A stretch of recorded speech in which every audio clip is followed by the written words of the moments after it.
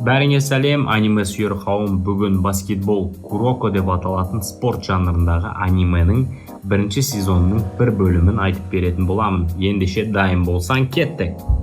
Бастамас бұрын лайк басуды және каналға жазылуды ұмытпаңыз. Ал анимеден бастайық. Өте жас Сейрин атындағы орта мектеп баскетбол командасына жаңадан келгендерді қабылдау туралы жариялайды. Команда өткен жылы ғана құрылып, басында жақсы нәтижеге қол жеткізе алмаса да аутсайдер саналады.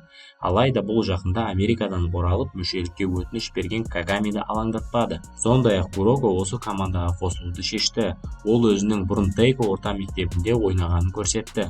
Бұл мектеп ең мықты саналып, 3 жыл қатарынан чемпиондық атақты жеңіп алды. Өйткені команданың құрамында ғажайыптар буыны деп аталып кеткен жеке дара мықты ойыншылар болды.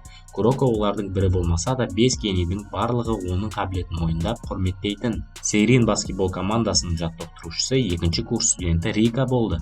Жастығына қарамастан оның аналитикалық қабілеті керемет. Ол ойыншының денесіне қарап, оның қабілетін түсіне алады. Кагамиге қарап, ол әлі де жақсартуға болатын тамаша физикалық қабілетін көрді. Бірақ ол Куроконы сканерлеген кезде оның әлсіздігіне таң қалды және ондағы керемет қасиетін байқай алмады. Осыған байланысты Куроко атаңызға айналған Тейко командасында ойнағанына командадағы ешкім сенбеді. Жаттығудан кейін Куроко баскетбол алаңында Кагамимен кездесіп, оған қарсы шығады. Кагами оны менсінбейтіні анық. Дегенмен Куроконың басты міндеті Кагамидің серіктес болуға лайықты екенін түсіну болды. Келесі күні Рика 1-ші курс студенттері мен 2-ші курс студенттері арасында жаттығу матчын ұйымдастырды. Алғашқы минуттардан Кагами өзінің күшін көрсете бастады, бірақ олар оны жауып тастады.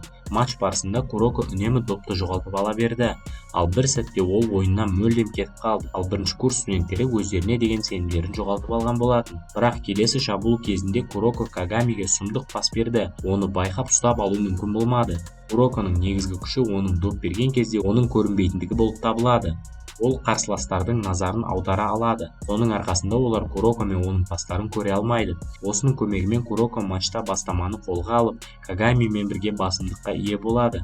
Матчтан кейін Куроко қайтадан Кагамимен кездеседі. Ол оған қандай жағдай болса да күшейіп, ғажайыптар буынын жеңетінін айтады. Оған Куроко мұны жалғыз істеу мүмкін емес деп жауап берді. Сондықтан ол оған көмектесуге келіседі. Өйткені Кагамидің жарғы неғұрлым күшті болса, Куроконың көлеңкесі соғұрлым күшті болады. Жігіттердің мықтылығына қарамастан әлі ресми түрде баскетбол клубына кірген жоқ. Өйткені Риканың айтуынша олар кішігірім рәсімнен өту керек.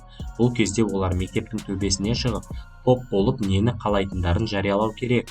Рика бұл рәсімді олар көпшіліктен қорқуды жеңу үшін ойлап тапты, ал ойында ешкім ештеңеден қорқу туралы ойлаған да жоқ. Кагамидің мақсаты ғажайыптар буынын жеңіп, Жапонияның ең жақсы ойыншысы болу. Куроконың кезегі келгенде айта алмады, өйткені мектепте мұндай шараларға тыйым салған болатын.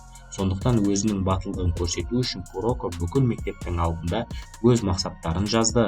Содан кейін Рика Токиодағы ең жақсы мектептердің бірі Кайджоға қарсы жолдастық кездесу ұйымдастырады. Олардың матчының қарсаңында осы команданың ең жақсы ойыншысы Сейриннің жаттығуларын тамашалауға келеді. Ол ғажайыптар буынының бірі Киса болып шықты және ол Куроконы тартуға тырысты және бірге қарсыластарын еш қиындықсыз жеңетіндерін айтты. Алайда Куроко мұндай ұсыныстан бас тартады, өйткені ғажайыптар буынының барлығы ең күшіні анықтау үшін әртүрлі мектепке барады. Кейін Куроко Тейкода баскетбол ойнауды тоқтатты.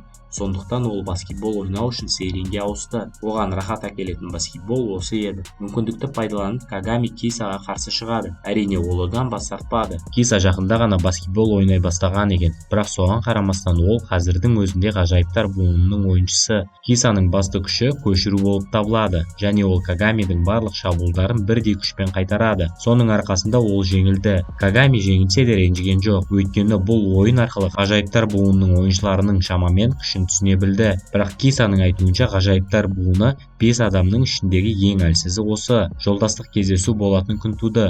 Онда команда жаттықтырушысы Кайджо ойынға алаңның тек жартысын ғана бөлуге шешім қабылдады. Өйткені Сейрин тым әлсіз команда деп санады, ал оларға қарсы негізгі құрамды босатудың еш мәні жоқ. Алайда Кагами бұған жауап ретінде қарсыласының сақинасын данк арқылы арқылы бұзып, оларды бүкіл алаңда негізгі құраммен ойнауға мәжбүр етті. Бірінші жартысы Кайдзо қазынасына түсті. Сонымен қатар Куроконың айтуынша, ол ұзақ және жоғарғы ойын қарқынына төтеп бере алмайды. Өйткені ол шаршаған сайын оның көрінбейтін жұмысы әлсірейді. Алайда олар бастаманы қолға алды және Куроко Кагамимен бірге олардың әрекеттерін үйлестіре бастайды. Бірақ бір сәтте Киса кездейсоқ Курокоға соқтығысады. Соның салдарынан Куроко орындыққа отыруға мәжбүр болды. Осыған байланысты Кагами оны қорғауға мәжбүр болды. Ал енді шабуылға үлкен студенттер жауапты болады. Команда капитанының аты Хьюго. Ол шабуылдаушы қорғаушы.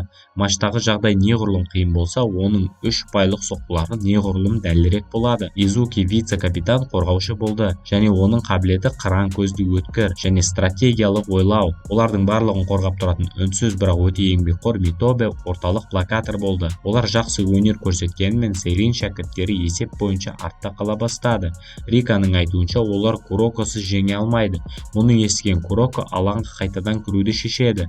Соның арқасында матч соңында тараз басы теңесті. Ал соңғы секундтарда Куроко мен Кагами тағы бір гол соғып, есепті өз пайдасына шешті. Бұл Кисаның карьерасындағы бірінші жеңілісі болды.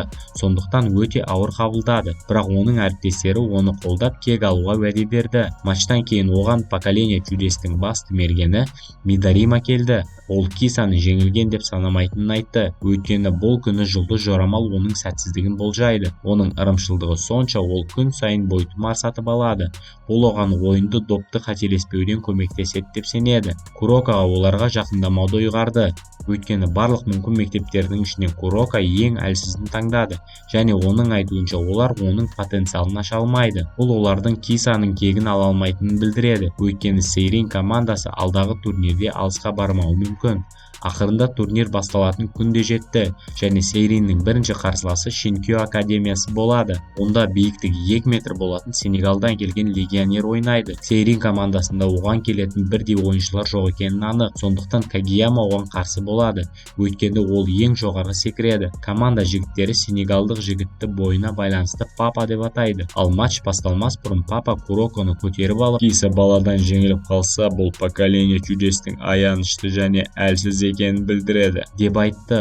Бұл Куроконың ашуын келтірді. Сондықтан ол ойынға намысқа тырысып күшейіп шықты.